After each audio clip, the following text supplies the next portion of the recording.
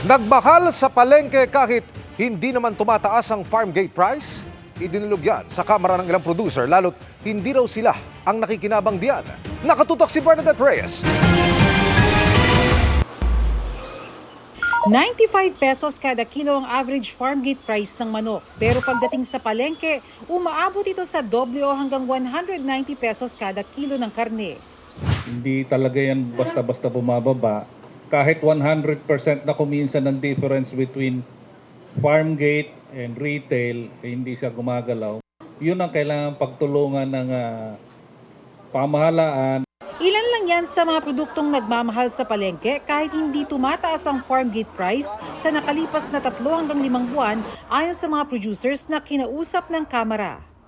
Dagdag pa ng ubra, sapat daw mga batas ngayon para sa mga producers at mga consumers. Yun nga lang madalas, hindi raw na ipapatupad ang mga ito. Kaya naman humihiling sila ng tulong mula sa Kongreso.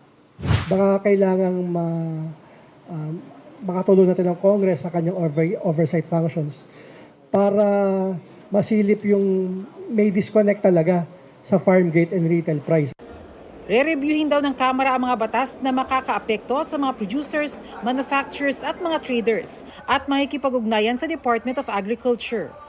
Kung ano yung mga batas that is working or needs to be amended or even repealed, if anything has to be introduced as a new law to be more updated, we shall do so.